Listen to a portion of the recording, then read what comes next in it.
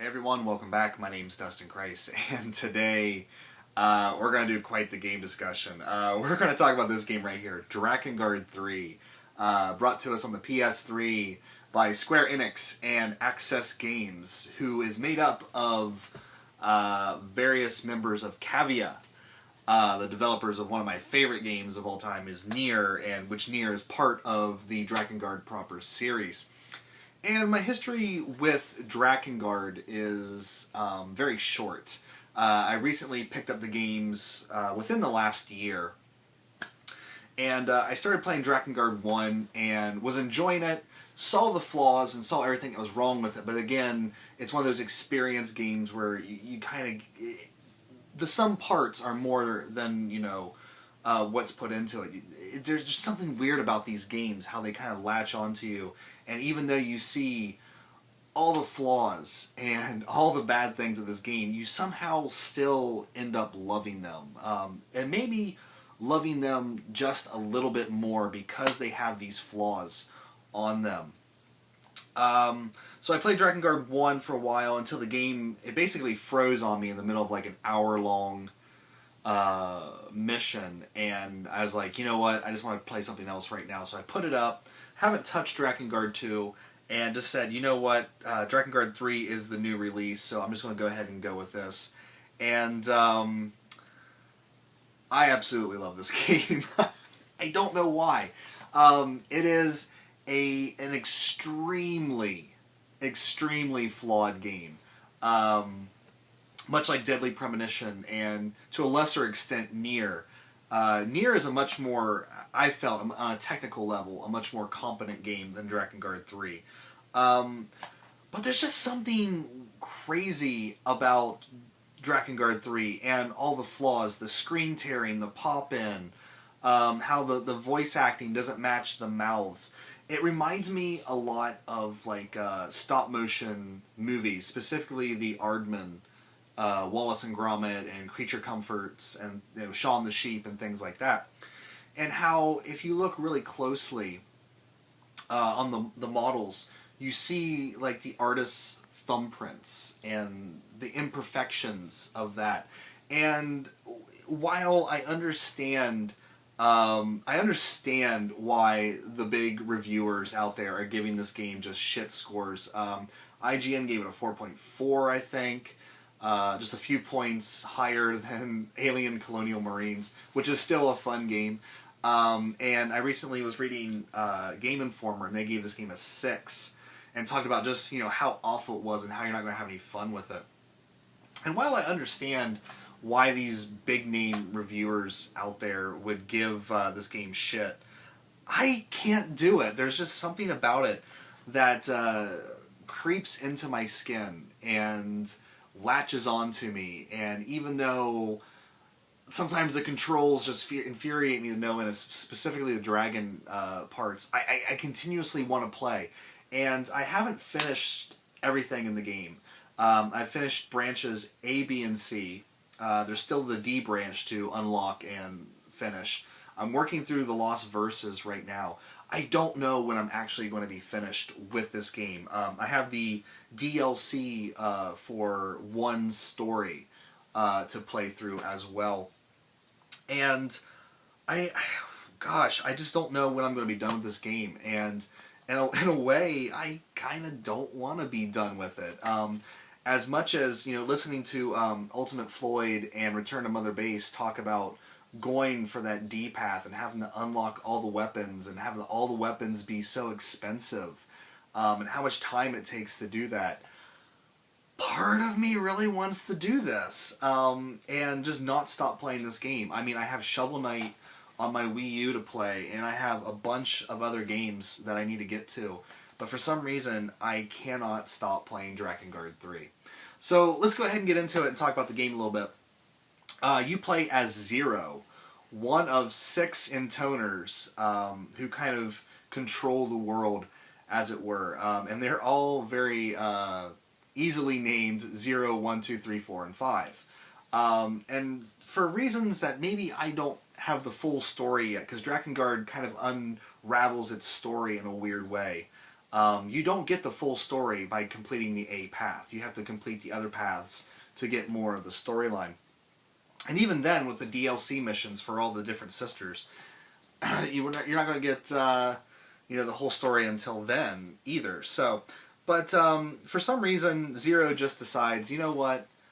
Fuck my sisters. I'm gonna go out and kill them, and then kill myself and rid the world of intoners.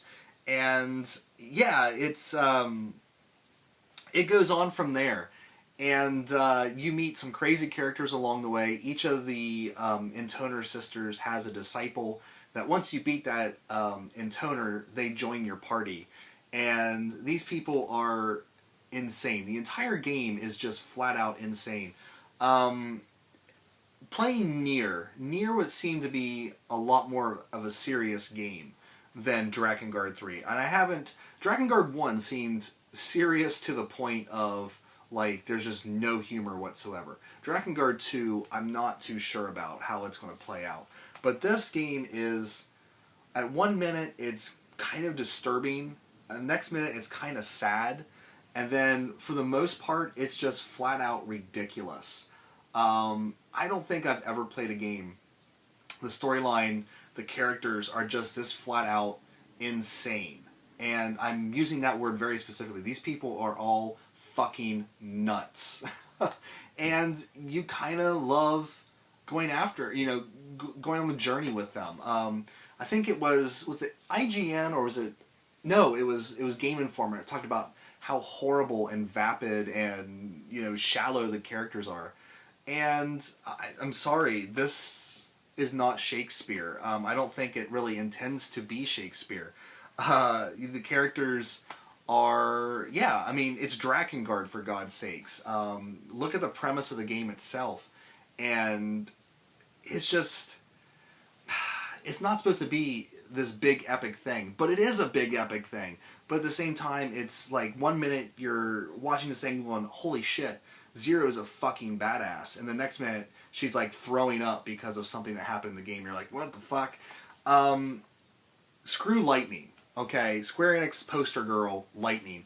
Zero needs to be the poster girl for Square Enix because she is just, I don't know, there's just something about her that I really like. And it's not like these characters are written extremely well. I will give Game Informer that. But that's what they're supposed to be. They're supposed to be these ridiculous, insane people. And it works great. And I'm so intrigued by the storyline. There's so many different, things that the game just throws in. And really, I don't even know if it's going to answer them all. And frankly, I don't really care because there's just something about seeing the craziness of the storyline and just what's going to happen next that just kind of keeps you playing. The gameplay. Now, this is where this game gets just horrifically beat up. It's a traditional hack and slash action RPG. And you're dropped into these very linear levels, which, when I played Final Fantasy XIII, I really gave that game shit for its linearity. But with Drakengard 3, the linearity really works to its advantage. Because playing Drakengard 1 and having these huge open areas, it's kind of a slog. It really is.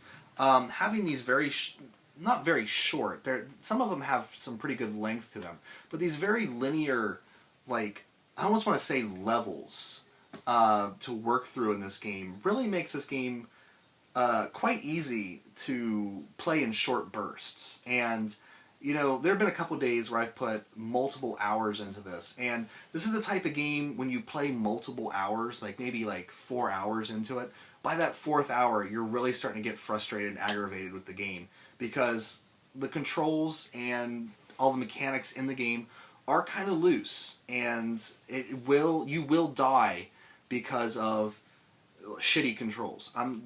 You're going to die because of shitty controls. There's several times where these enemies will jump up, they'll land on the ground and release a shockwave that you have to jump over, and I'll be sitting there pressing the X button, and Zero just does not want to jump. She's just kind of standing there. I don't know what she's doing, but she will not jump.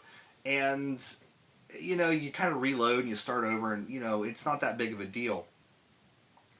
But, yeah, it's Oh, I don't know. There's just something about it that keeps drawing you back, and I think it really is the short linear stages because you're like just one more stage, just one more stage, and it kind of evokes this sort of classic video game feel where like you play Mario World and you're just like one more stage, just one more stage, just one more stage, and there's so much to do in this game. I mean, Branch A is the main game, the main thrust of the game. So it's a very long portion of the game. Then Branch B and C are kind of shorter, little kind of side mission, not really side missions, but shorter gameplay things. Then you have this list called requests, which every time you beat a stage, you unlock some more request missions, and you beat these to get gold to buy new weapons and items. You can get new items from them. You get experience. There's just a lot to do in this game. The problem is, once you're about halfway through the game, you've seen everything, gameplay-wise, you've seen everything this game's going to offer. So within the first few missions, if it's really not grabbing you, the gameplay, it's probably not going to grab you later on because it really is the same kind of thing throughout. But the storyline is, really what's keeping me going. But I don't know, there's just something fun. And I've recently picked up I have Warriors Orochi, and I recently picked up another game in the Dynasty Warriors series. We'll show it off when I do the pickups for July at the end of the month. But I was never really big into those style of games. But Drakengard is really kind of getting me into that kind of game. And it's a weird thing. Like, if you like Nier, you'll probably like Drakengard. I guarantee you'll like Drakengard if you love Nier. If you like Dynasty Warriors, you'll probably enjoy Drakengard. It's just kind of a weird thing that I never thought I would enjoy those types of games where the enemies are kind of, I don't want to say they're mindless, because sometimes they do wear me down with just multiple enemies coming at me. But yeah, I really enjoy the gameplay. Another thing that's in the game that's kind of toned down from Drakengard 1 is the whole dragon riding aspect. And actually, I really liked it in Drakengard 1, calling your dragon down, getting on it, and just staying up in the air and laying waste to enemies on the ground. It was really kind of a fun, different way to play the game. I'm really happy that in Drakengard 3, the dragon segments are kind of toned down and pared down to just very specific points, because as kind of loose as the controls are when you're just playing the game normally, the dragon controls are almost completely broken. You have to press X to keep your dragon in the air, and it's so hard to fly around, target an enemy, and then use your different moves with the dragon. There's one boss fight in the C branch that just literally drove me insane. And finally, I cooled off, had a drink, and finished it up. But yeah, the dragon segments in Drakengard 3 are probably the most infuriating part, and luckily they're very few and far between. What else? The graphics. The graphics, again, got a huge, game just got beat up and down for the graphics. And if you're a fan of Cavia, which, I mean, I haven't played all of Cavia's games. I really love Nier. I enjoy the first Drakengard. I have Bullet Witch, and I have Drakengard 2. I can't remember. I mean, they've done a lot of games, but like the games that they've done a lot of games for other companies. They've kind of just worked on bits and pieces, but the main games that they've created always have a bit of what Return to Mother Base Alex calls jank, and this game has got a lot of jank to it. There's screen tearing all over the place. There's pop-ins.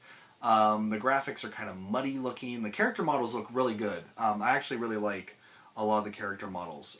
They're not the most high-res, in-your-face character models, but they do the job. And IGN beat this game up saying it looks like a PS2 game, which any PS2 game that actually looks like this, I would love to see it. Yeah, I mean, the graphics aren't the greatest. This was a budget title that Square Enix kind of made, and surprisingly, I'm even surprised that there is a Drakengard 3, to be honest with you. The way Square Enix has kind of been if it doesn't have Final Fantasy on it, then we're not going to release it. You know, or if it's not Final Fantasy or a Western style game, then we're not going to do it. So to even see Drakengard 3 out in this environment really is kind of a crazy thing. And I wonder if it got a Western release because of the Bravely Default success, and all of a sudden Square Enix is like, oh god, we need JRPGs to release in the West, and what do we got? We got Drakengard 3. Well, fuck it, put it out, you know. I'm really glad they did, because I absolutely love this game. Finally, the audio. It never quite reaches the heights of Nier, but I went out and bought the Drakengard 3 soundtrack, and I have the limited edition that comes with the musical selection CD, which is actually very competent. If you just want to hold on to that, you can actually get away with that just fine. But I wanted the 2-disc sound. I think it's a 2-disc soundtrack from Japan, and there's just something about. I'm pretty sure it's the same composer as Nier, because the music just sounds way too similar. I didn't look it up because I'm lazy. Sue me. However, I did hear Emmy Evans' voice, and if you've played Nier, you know Emmy Evans' voice. That's really hard to say when you're talking fast. And that was enough to sell me on it. I absolutely loved her vocals and just the music of Nier, and while this never really quite reaches those heights, it's flat out amazing. The music is probably, honestly, one, if not the best part of this game. The voice acting, very good. Some people will probably get annoyed with Mikhail's voice. I understand what they're doing with it and why they do it, and actually by the end, I mean, here I am still playing the game, and I actually do enjoy Mikhail's voice in the game. But, you know, everyone kind of, you know, fits their character well, I guess. I keep hearing voices that I've heard before, but I'm not a big person to, like, look up voice actors and things like that, so you've probably heard these people a million times in JRPGs and other games, but I'm just not the type of person that knows voice actors all that well. But anyway, I can't recommend this game. I love this game, and honestly, like, it's in serious contention for Game of the Year. But I can't recommend it because it is so divisive. It's a very divisive game. Either you're going to love this or you're going to hate it. There's no real in-between. If you like Nier, if you like the other Drakengards, if you like these weird sort of diamond-in-the-rough games like Deadly Premonition and things like that, you'll probably really get a kick out of Drakengard. If you're looking for something really high-end and really tight, this is not your game at all. This is not made for you. I'm sorry, but it's not. So I really want to get on here and just say, everyone go out and buy Drakengard 3 because it's amazing. But I realize that that's a very subjective opinion, because if you look at this game objectively, it's a horrible mess of a game. But subjectively, from my point of view and my taste, and hell, I loved Time and Eternity. I absolutely love this game, and I'm gonna go, as soon as I get done here, I'm going back out there and playing more of it. So, anyway, guys, I don't know what else to say. Drakengard 3, big surprise for me. I thought I would enjoy it, but it's really making me want to go back and play Drakengard 1 again and play Drakengard 2. I guess I should say the only weird thing about this game, and it's a caveat from the older games, and even Nier has this, is getting all of the weapons and having to unlock the weapons to unlock branches in the paths, and there's just way too many weapons, and you won't even use like 10% of them. You'll find a couple of them that are really powerful and just stick with those. Like, I had the downloadable content for Kaim, Nier, and Kaine's swords and costumes, and I just used Kaim's sword the entire time. It's a pretty friggin' awesome sword.